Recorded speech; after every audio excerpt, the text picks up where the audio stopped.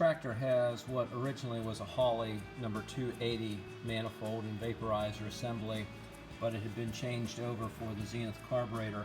And as you can see, there was a factory-made adapter to bolt onto the top of the manifold and adjust for the 90-degree offset of the mounting bolts.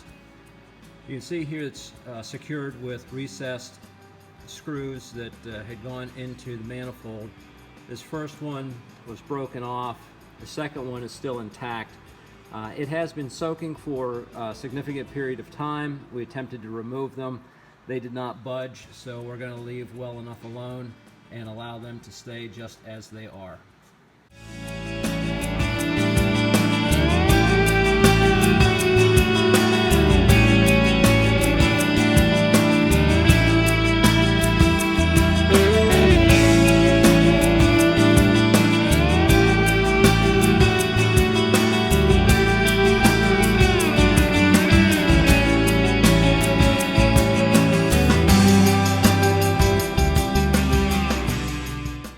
And we'll start by removing the spark plug wire, putting that in a safe place.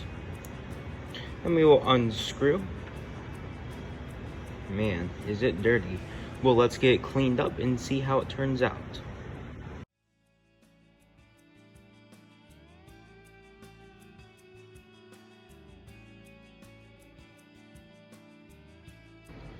Wow, they seem to clean up pretty good.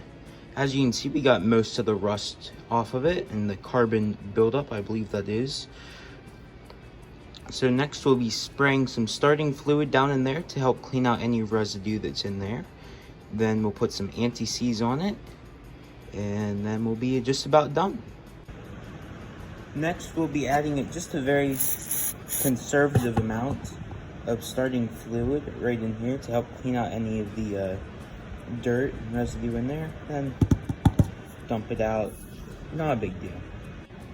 Now we are back at the engine. I've already taken the shop vac to clean up and around here to the best of my ability. Next we'll be applying just a tad bit of anti-seize to it. Not too much, but just enough to ensure that it will not rust fast. We'll finger tighten it, and then we will get a wrench and tighten it down a bit more.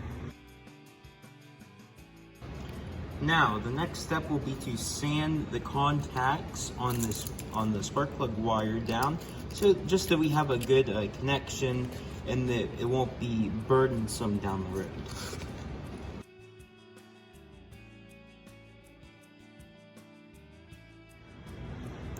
Now that we've just cleaned up the contacts, they do look a lot better now.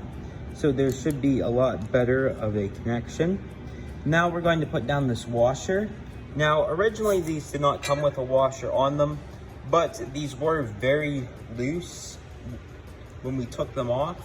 So we thought it'd be best to put down a washer just to ensure that that would not be a problem in the future. Now we're going to take this cap and we're going to have the tapered side down when we screw it on, just to get it finger tight. And then we'll come back later with a pair of vice grip needle nose pliers and tighten them down all the way, being sure not to strip the heads off. So now you've seen the process for removing, cleaning, and reinstalling all 4 spark plugs.